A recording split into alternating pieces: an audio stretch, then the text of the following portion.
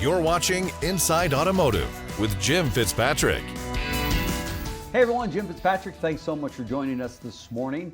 What truly separates the good from the great in the world of sales? Today, we're speaking with Daniel Grissom, who is the president of Shark Mindset Selling, to learn just that. What is the difference between good and great, right, when it comes to sales? I know there's a lot of people right now that I've got their attention on this because they want to hear the answer to this. Sure. So talk to us about that. Well, I think from country to country, city to city, industry to industry, we're all trying to discern, Jim, what separates top performers from average performers in sales. And in this case, it might be automotive or it may be non-automotive. Sure. And we think we've cracked the code as a result of our experience, some research, and we put it all together in a package we call Shark Mindset Selling. Okay. It's our belief that success in sales is 80% mindset, 20% skill set. Yeah. And so if you want me to, I can unpack the list for you. Yeah, sure. We can talk about that a little bit. What are the traits or habits that are set by the top performers out there? What sets them apart? Well, first of all, if you think about even your industry or my industry, for the folks that are watching here, it's the mindset. And the mindset specifically in selling, we have found is, we call it shark mindset selling, but the shark is on the hunt. Okay. To be helpful. Yeah.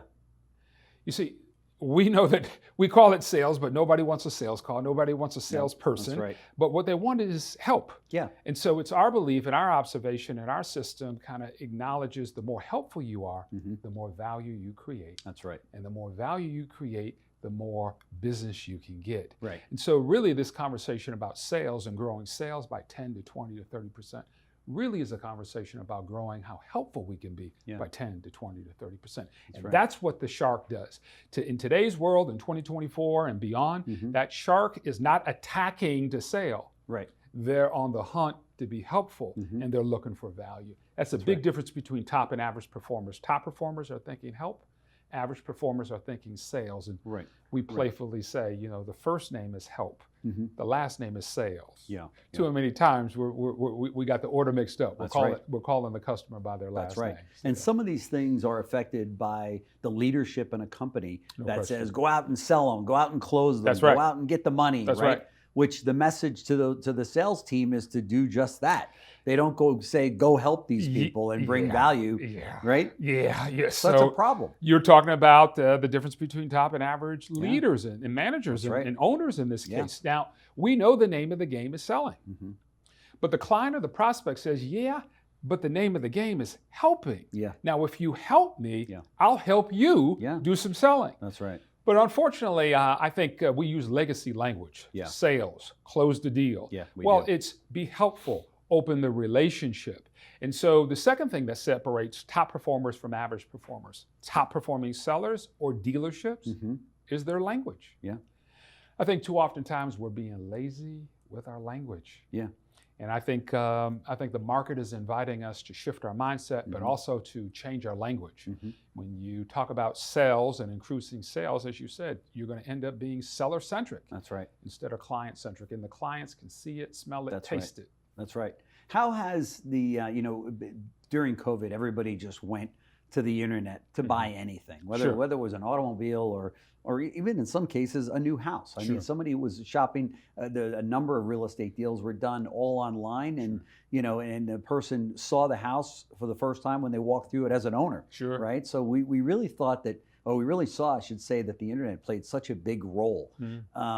And I think when you talk to a lot of people, they almost want to bypass now a salesman, in search of somebody that, to your point, can help them purchase the product that they want, whether it be a car or a house or a suit or whatever the case might be, right? I mean, the demand is coming really from the consumer to say, stop selling me. That's right. And help me buy this product through the knowledge and the product knowledge that you're going to share with me. That's right, Jim. We know based on our own experience as consumers that the reason we buy online is because we find it more helpful. That's right.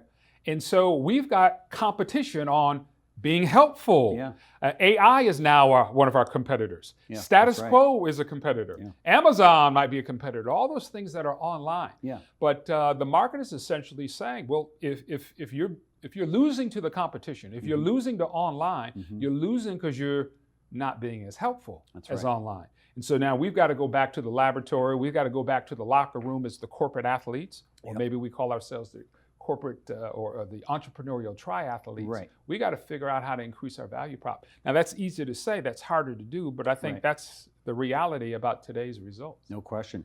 Let me ask you this. This is something that a lot of sales professionals fall into. They get to a plateau in their performance, right? And they're making, whether it be 100,000 a year, 200, 500, whatever it might be, and they start flying and they can't get up in altitude at all. And they don't know why. Well, A, what's their problem? And B, how do you overcome that? Well, that's a loaded question. I mean, that's major. Someone that's plateaued, if I could, you may have seen me pull out a color. I believe that there's 3 colors in business. Green says good, green says go, yellow says slow or plateau, and red says no, I'm feeling negative. So we were not even going to deal with negative, right? Negative folks typically aren't in the organization, but when folks plateau, they're at that yellow light. And when we were back in school, Mom used to say what about the yellow light? Look both ways. That's right. And I think that if a person is plateau, I think the message from themselves or from the market is look both ways. Question number 1, so how do we change someone that's plateaued from a yellow light to a green light? I think we start with a self-assessment. I think, ultimately, you're the product. They're buying you first, the product or the service second, maybe the brand or the company third. They're ultimately buying you. So I think one of the first things that we got to do is self-assess. Do you still believe? I mean, the reality is that the first sale you make is the one you make to yourself. That's right. If you're not sold, nobody else will be. So I think part of the plateau is maybe the value proposition is changing. You're not bought in at level 10 any longer. Not because you're a bad guy or a bad gal. The market has changed, and maybe you need some coaching from yourself and from your management team. Are we really here to sell, or are we really to be helpful? And how can we be more helpful to our clients and prospects? I think that's the first place you start with a self-assessment. But in fact, if I could, my team would probably beat me up if they didn't say, hey, Daniel, now's a great time to mention to you and any of the viewers, if they want to do a self-assessment on themselves, we've got an instant assessment where they can go online and discern whether or not they're acting like a top performer or an average performer. It's the Shark Mindset Selling Assessment. 5-minute investment for 55 minutes of impact. Okay. Wow, that's fantastic. And it's a hard thing for people, especially for people that think, well, I'm a top performer. So what do I need an assessment for? I'm doing great. In fact, the only reason I'm not selling more is because the advertising and marketing isn't right at this company, and because the product could be a little bit better, and because the people I'm working for, right? And they always say if you're pointing at something, there's 4 or 5 fingers pointing back at you, right? Exactly. So and I think that's the case in so many instances, isn't it? Yeah. I mean, hey, here's the reality. You got to control the controllables. Your own performance improvement. And that's what sharks do. They control the controllables, their own performance improvement. I don't control my boss. I don't control my wife or my own son, let alone the competition. But one thing I do control is my own performance improvement, my mindset, and improving my skill set. So one of the top things that separate top performers from average performers is their mindset, help versus sale. The second thing is top performers plan what to ask. Average performers plan what to say. You see, the top performer is thinking, I got to get into a dialogue with the prospect or the client. The sales rep is thinking, hey, I got to push some product. I got to tell you about what we've got on the lot or whatever the case might be. And so 80% mindset, 20% skill set, and part of the skill set is planning what to ask, not just what to say. So let's switch gears a little bit and talk about sales management. What leadership traits separate the good from the great out there? Well, Jim, I got an interesting answer to that based on our research. You take the same list and you flip it over. It's the same list. Top performing leaders, as you pointed out, are saying to their team, let's go help more people. We got to help 10 to 20 to 30% more people. Average performing managers or leaders are saying, let's just go sell more. So without them knowing it, their behavior is actually the leading indicator of the team's behavior. So if the leader, who's the completer, so to speak, is talking about sales and closing deals, but not talking about creating value, the manager in the staff meetings or in the Monday huddles is planning what to say to the team, not what to ask to the team. So here it is. Selling is coaching, and coaching is selling. And so these principles of influence, these principles of creating value are true for the manager as well as they are for the seller. What are the best practices for identifying and nurturing talent within a sales team? Best practices. There's a system that we have, or part of our system. We believe that there are 3 disciplines to talent development and business development. Okay. First is plan, then you do, then you review. Okay. Let me unpack that. Yeah. I want you to see a cycle or a circle. At 1 o'clock would be the word plan. In fact, I'll even invite the viewers, if you could, just jot it down.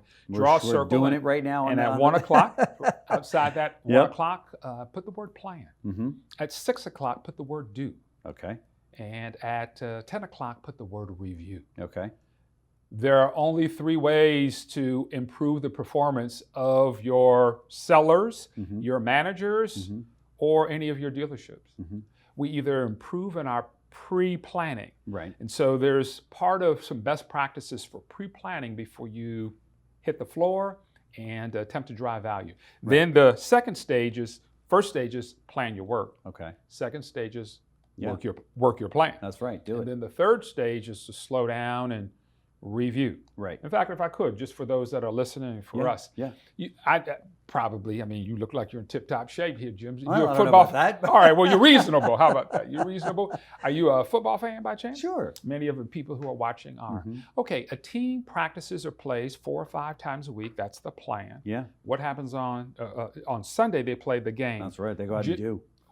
That's right. Yeah. And what happens on Monday, Jim? Yeah, they review it. They review. That's right. And what would happen? Well, first of all, why do they do the review? Yeah, because they want to identify the problem areas and fix them. Yeah. Right. Figure out what's the problem. Fix that. That's Figure out what's going well. Let's run that play. What would happen if your favorite corporate quarterback, your favorite corporate athlete, your favorite sports team, you found out played the game on Sunday but didn't review footage on Monday? Yeah, you'd be in trouble.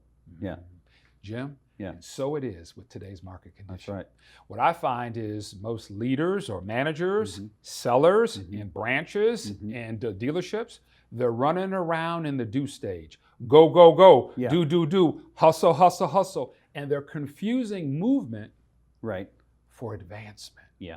The message of the model is slow down to speed up. Yeah. Slow down to speed up. Spend a little bit more time in prep. Right. And a little bit more time in review or the reflection. And not so much just showing up on Tuesday, Wednesday, Thursday, hitting the floor, trying to sell stuff. Reflect. Yeah. What happened? And learn. What do we learn? Yeah. That's the performance improvement cycle. And that is our, we could call that our operating system at Sharp Mindset Selling. Because if that operating system, plan, do, review, isn't operational, all the training that you do probably is going to be sub-optimized. In fact, for us as husbands, there's only 3 stages to try to be a better dad or husband. And most families are running around in what stage? The go, go, go, do stage. That's right. And a good family slows down. It used to be on Sunday. We do a review. We do a little plan. We get on the same page. Same kind of concept. These are life principles as much as they are sales principles. So tell us a little bit more about Sharp Mindset Selling. Do you guys go actually into the businesses? We do. Do you spend time there? So tell me, for the people that are watching, that says, I'm interested in something like this. Yeah, well, there are 3 steps in the process. Okay. Step number 1 is to get smart. Okay. So we do an assessment to find out what the goals and the gaps are. Yeah. Because without that, we don't know if we can be helpful. Right. So we don't go in presuming that we can be helpful. We're hoping that we can be helpful. We're on the hunt to be helpful. Right. Because we want to eat our own cooking as sharks. But so step one is to kind of do a gap assessment. Yeah. Goals and gaps. 2, once we discern what that is, we then customize kind of our training. Again, you see my shoulders here because I'm sensitive about using the term training. But we basically try to create an environment where we can move the needle, not just on the talent development, but on the business development. Okay. I believe when folks that are watching make the investment, they want both. They want their people to get better, but they want their bottom line to get better. Of course. And we believe that we've got the secret sauce to do that with our micro training modules. Okay. And then number 3, the key is reinforcement. Yeah. And reinforcing based on not role play, but real play. Okay. So we try to customize the conversation so that we aren't just coaching and teaching about general principles, which we're doing today, but to try to identify like the specific scenarios that those corporate athletes are facing. Like in sports, there may be a big, thick playbook, 100 different plays for the sellers, 100 different permutations of selling situations. We try to identify the 3, the bread and butter plays. And we try to help the team execute with excellence, plan, do, review on those 3 bread and butter plays. We end up leaving dealerships or small businesses with what we call a sales playbook. Okay, I love it. Daniel Grissom, president of Shark Mindset Selling. We'll show all the information on the screen here as to how to get a hold of Daniel. I'm sure that if a company or a leader of a business gives you a call and says, hey, let me just pick your brain here. Let me tell you what I've got. Maybe you can help me, maybe you can't. I'm sure you'd In fact, just for the camera, I'll just say it. Here's my personal cell number. Even though we're in Atlanta, I used to live in Chicago. So my personal cell, I'm giving out the personal. There you go. 312-315-1591. There you go. We'll show it on the screen. If you want it, come and get it. We've got it. We're here to help, to serve, and to solve. And we believe if we do that well, good things happen on the back end. 312-315-1591. Send me a text and let me know if you want to connect. We can't make it any easier for you than that right there, folks. So thank you so much for joining us on the show. Daniel, thank you for stopping by the studio. And you got a cell phone, so now you're just, what would that be, 10 digits away from changing your bottom line, right? So keep talking, Jim. It's all up to you. Thanks so much. God bless you. Appreciate it. Thanks for watching Inside Automotive with Jim Fitzpatrick.